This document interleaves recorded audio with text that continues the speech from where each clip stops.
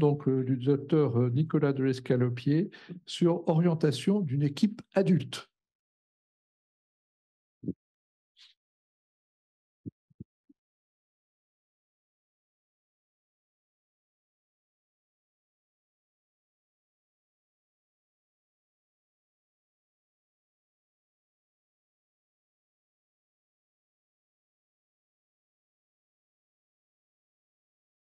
Mesdames, Messieurs les membres de l'Académie, donc je vais vous présenter le troisième volet de la prise en charge des déformations multi-étagées des membres inférieurs chez l'adulte. Moi, je suis chirurgien militaire à l'hôpital Percy et je travaille en partenariat avec l'équipe de Raymond Poincaré à Garches. Donc là, on en a déjà pas mal parlé au moment des déformations rachidiennes et puis déjà parlant de la transition, la prise en charge des enfants, enfin des patients paralysés cérébraux à l'âge adulte, elle diffère un petit peu. Il y a pas mal de choses qui vont changer, à la fois socialement et médicalement. On va les exposer. Concernant le contexte, bah, finalement, nous, les équipes de chirurgie adulte, on voit surtout des patients qui ont déjà été pris en charge dans l'enfance. Donc, dans ce cas-là, pourquoi est-ce qu'on les voit? Ben, dans le cadre de récidives totales ou partielles de leur déformation, parfois simplement pour réaliser les ablations de matériel qui n'ont pas pu être faites pendant l'enfance, parfois suite à des déformations apparues à la fin de la croissance, et le plus souvent pour des douleurs articulaires qui peuvent être arthrosiques, mais même survenir plus tôt sur des chondropathies avec une hypertonie qui va majorer la douleur. On voit très rarement des patients qui n'ont jamais été opérés ou alors qui ont été pris en charge à l'étranger. Et souvent, ces patients, ils sont donc adressés directement par des équipes pédiatriques et ou le plus souvent par des équipes de MPR. Aujourd'hui, en Île-de-France, il n'y a pas vraiment de consultation pluridisciplinaire de transition. En tout cas, il n'y a pas de consultation chirurgicale de transition comme ça peut être le cas au MASSU à Lyon. Donc quand on voit les patients, bah, finalement, souvent, ils ont été traités dans l'enfance. Il y a eu une phase plus ou moins longue qui était stable et ensuite, on va les revoir avec une récidive, une majoration de la déformation ou au moins de la gêne fonctionnelle. Alors, cette récidive, elle peut être liée à plusieurs choses. Ça peut être l'évolutivité de la pathologie. C'est une pathologie qui n'est pas considérée comme évolutive, mais on peut parfois se poser la question. Il peut y avoir une majoration de l'hypertonie secondaire à une cause médicale, très souvent des vessies neurologiques qui ne sont pas traitées ou insuffisamment traitées, qui vont majorer la spasticité, avec une impression de récidive de la déformation, mais qui finalement va être traitée uniquement par des mesures médicales. Et ensuite, il peut y avoir des récidives de déformation sur des défauts de rééquilibrage musculaire ou sur des récidives de rétraction ou d'hypertonie musculaire. Et cette hypertonie, il faut garder à l'esprit qu'elle va majorer la composante douloureuse. Quand on a une chondropathie, si on a en plus une hypertonie musculaire qui met en pression l'articulation, bah, ça va décompenser la douleur. Alors, ce n'est pas le sujet aujourd'hui, mais il y a des patients non marchands qui vont avoir des douleurs d'arthrose uniquement à cause de leur hypertonie des ischio-jambiers. C'est pour ça que les gestes musculaires, on le redira plus tard, mais ils sont essentiels. Donc, les gestes les gestes chirurgicaux qu'on va réaliser dans la majorité des cas, ça va être des gestes tendineux ou de nouveau ou des reprises de gestes tendineux, parfois des corrections de déformation osseuse résiduelle, mais c'est plus rare.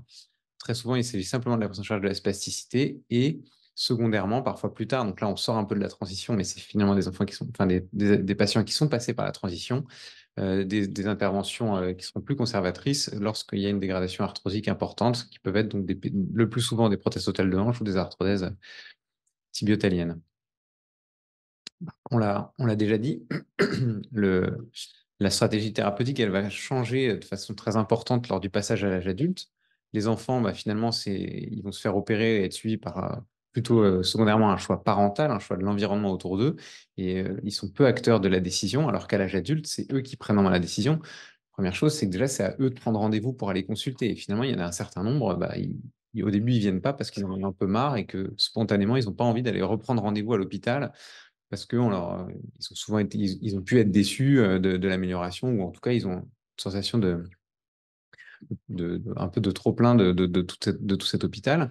Par ailleurs, la demande, elle va évoluer et parfois, on voit que la demande esthétique, elle va devenir plus importante que la demande fonctionnelle elle-même.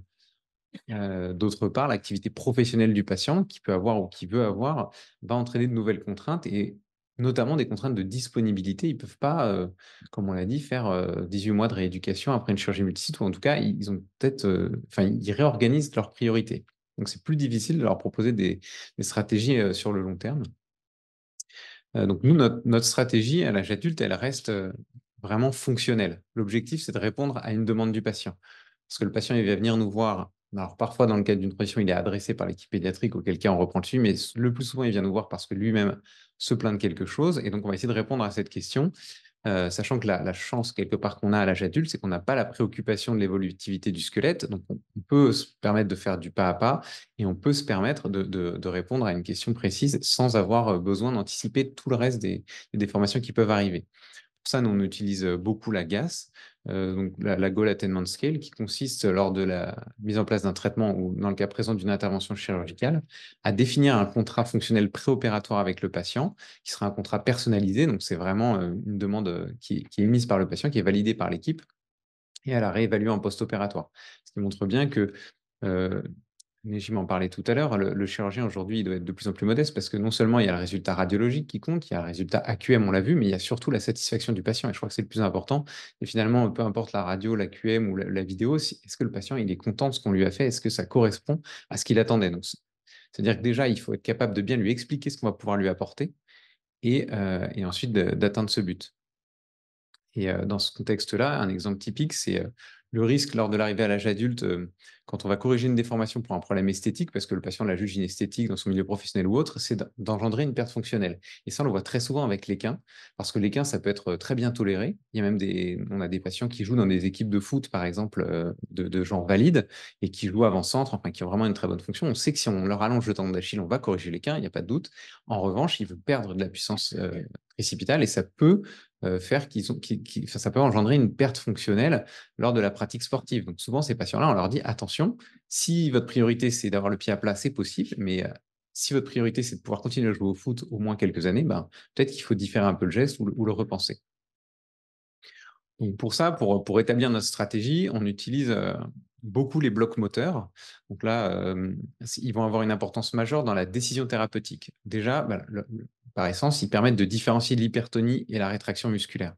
Et surtout, ils vont permettre d'évaluer chez ces patients qui peuvent avoir des marches assez dégradées, ils vont permettre d'évaluer la perte de force et donc la perte de fonction potentielle. Chez cette patiente qui a une marche très dégradée avec un gros adductum de hanche et une rotation interne, ben, sa demande fonctionnelle, c'est de réduire son adductum qui la gêne à la fois esthétiquement et pour la toilette, mais on peut se poser la question de savoir si on lui supprime l'action de certains muscles adducteurs, si ça ne va pas engendrer une perte fonctionnelle à la marche. Donc, pour ça, c'est intéressant de réaliser des blocs moteurs pour voir si à l'issue du bloc, ben, la patiente a plus de difficultés à la marche, on n'a pas réalisé de chirurgie ou de toxine. Ça permet également d'apprécier les antagonistes en limitant l'action des muscles hypertoniques et d'analyser les déformations primaires et secondaires. Évidemment, ce qui est optimal, c'est d'utiliser les blocs moteurs en association avec l'AQM pour avoir un rendu objectif et quantifié et pas simplement le ressenti subjectif du patient ou des praticiens qui sont autour. Toute la difficulté, c'est d'arriver à réunir les deux, puisqu'on sait que les plateformes d'AQM, elles ne sont pas forcément dans des centres de soins.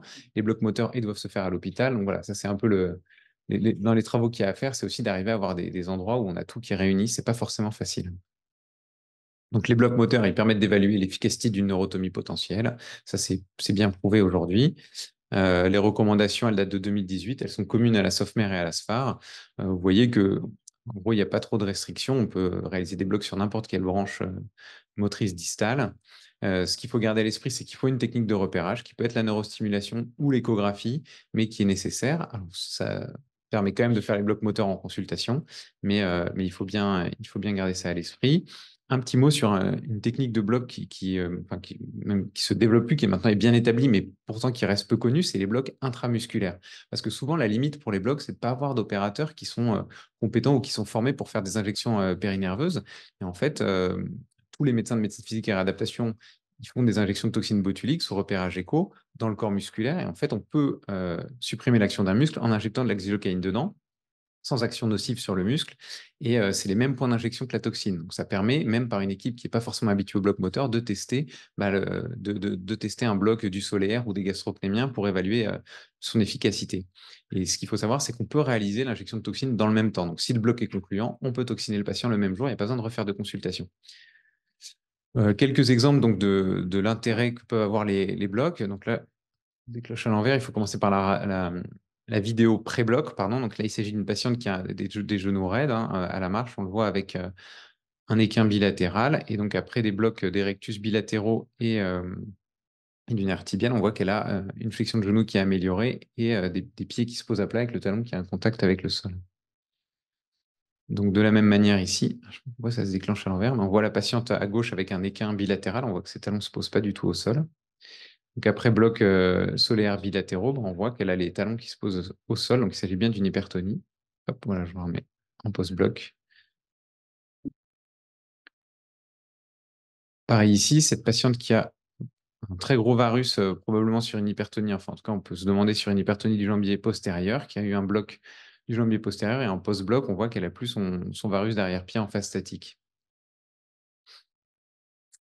Donc les problématiques du chirurgien adulte, on répète un petit peu, mais c'est la culture du pas à pas. On n'est pas contraint par le risque de déformation. Donc, nous, on a plutôt tendance à faire les choses une par une en se disant que comme ça, on risque pas de détériorer les choses. Parce que souvent, les patients qui viennent nous voir, ils ont une dégradation fonctionnelle et le risque, c'est de la majorer. Les orthèses, dans les contraintes spécifiques à l'âge adulte, les orthèses, elles sont bien moins tolérées. C'est beaucoup plus compliqué de les imposer aux patients. Il y en a beaucoup qui ont fait qui ont des belles orthèses, mais vous savez, ils viennent à la consulte avec les orthèses dans le sac plastique pour nous les montrer, mais en fait, ils ne les mettent jamais. Donc, il faut raisonner un peu différemment vis-à-vis de ça. Et comme on l'a dit, il y a une approche psychologique vis-à-vis du corps médical qui est différente. Souvent, qu'on le veuille ou non, on ne fait pas de miracle. Les patients, ils sont déçus un peu des possibilités médico-chirurgicales. Ils n'y croient plus trop. Donc, est-ce qu'ils ont vraiment envie de se relancer dans un projet avec une nouvelle équipe? Ce n'est pas toujours le cas. Il y a une tolérance qui est moindre des gestes étagés, une rééducation qui est plus longue, un risque de pseudarthrose important. Tout ça, ça fait effectivement que culturellement, les équipes adultes ont moins l'habitude et réalisent beaucoup moins de chirurgie multisite. Donc, nous, il y a évidemment l'importance du contrat fonctionnel, puisque là, le patient est acteur de sa demande et il veut avoir quelque part un retour sur investissement. Il faut respecter l'équilibre musculaire établi, on va en reparler. Si la décision ne vient pas du patient, il y a un risque de perte fonctionnelle. Si on veut simplement corriger une attitude vicieuse, mais sans la mettre au regard de la fonction du patient, on peut faire une erreur. Et donc, il faut bien garder à l'esprit que c'est un projet individuel, à la fois médical, mais aussi social. Donc, par rapport aux petites discussions qu'on voulait avoir dans le cadre de cette transition, c'est parfois de se poser la question du rôle de la déformation. On le sait, les déformations osseuses, elles sont liées au déséquilibre musculaire. Et donc, c'est une chose de modifier l'architecture osseuse, mais dans ce cas-là, il faut penser aussi l'équilibre musculaire. Parce que si on fait l'un sans l'autre, on va vers des gros échecs. Et nous, il nous arrive de voir des patients qui ont eu des chirurgies correctrices pour des grosses coxavalga, éventuellement luxées, avec des ostéotomies pelviennes, sans libération des parties molles ou sans rééquilibrage musculaire, et qui reviennent à 21 ans, 25 ans, luxés à nouveau, avec pourtant la hanche à 90 degrés, enfin le fémur à 90 degrés. Donc là, chez ce patient qui a une grosse coxavalga, mais vous voyez qui, pour le coup, a une hanche qui est à peu près centrée, enfin avec une bonne dysplasie, mais une hanche qui n'est pas franchement luxée, on sait que cette coxavalga, avec la rotation interne, elle va lui permettre de verrouiller la hanche alors qu'il a un moyen fessier qui est incompétent. Donc, si on fait une approche architecturale simple, de se dire il faut lui remettre une hanche anatomique, le risque, c'est de lui faire perdre la fonction. Et on voit qu'ici, ce patient, nous, on l'a vu à l'âge adulte, avec une dégradation fonctionnelle liée à l'arthrose, il a pu être traité par une prothèse totale de hanche. Donc, il faut bien garder à l'esprit, quand on fait des corrections osseuses, quand même, de savoir s'il y a un bénéfice immédiat, notamment au niveau de la hanche, où on sait que maintenant, avec la chirurgie prothétique, on arrive à bien améliorer les gens et pour laquelle les chirurgies antérieures, notamment fémorales, peuvent compliquer le geste. Quand il y a une ostéotomie fémorale de varisation importante, la pose de la prothèse, elle peut être plus compliquée. Donc, il faut bien garder à l'esprit que, pour nous, la chirurgie, elle doit rester quand même fonctionnelle avant d'être architecturale, même si, évidemment, du fait de la maturation squelettique chez l'enfant, il faut aussi avoir une action à visée architecturale avant que la fonction soit altérée. Je comprends tout à fait, mais il faut garder, en tout cas, s'il y a un message, c'est garder à l'esprit l'importance de l'équilibre musculaire et que, en fait, si on traite une déformation uniquement au niveau osseux, c'est pareil, pour les gros pieds valgus, par exemple, si on fait une double arthrodèse mais sans rééquilibrage musculaire, les enfants, ils vont se mettre en valgus ensuite dans leur tibiotalienne et dégrader leur tibiotalienne plus rapidement. Donc, toujours penser au geste des parties molles. Alors, nous, on a tendance à faire d'abord les parties molles à l'âge adulte pour les raisons qu'on a exposées, mais chez l'enfant, en tout cas, toujours associer les deux. Concernant les perspectives, donc effectivement, moi je pense qu'il y a une place pour la chirurgie multisite chez l'adulte jeune. Il faut sûrement qu'on la développe et ça passe par la consultation de transition, mais je crois qu'il faut aussi qu'on arrive à retrouver la confiance des patients parce que pour pouvoir leur proposer cette chirurgie multisite, il faut qu'ils adhèrent au projet qu'on leur propose. Et on voit qu'aujourd'hui, les associations d'IMC, il y en a pas mal qui payent, qui financent en tout cas les patients pour qu'ils aillent se faire payer, qu'ils aillent se faire opérer à l'étranger. On a parlé des États-Unis tout à l'heure, mais là c'est moins loin que ça, c'est plutôt en Espagne pour les myothénofasciotomies. On sait que les résultats ne sont pas franchement prouvés scientifiquement quand on voit les revues qui en parlent. Malheureusement, c'est celles que lisent les patients. Et donc, ça leur fait une bonne publicité, mais derrière, c'est un résultat fonctionnel qui est assez mauvais. Donc voilà, donc je pense vraiment qu'il faut améliorer cette transition pour optimiser la continuité des soins et aussi pour avoir un échange sur nos approches à la fois chirurgicales et diagnostiques pour les patients. Merci de votre attention.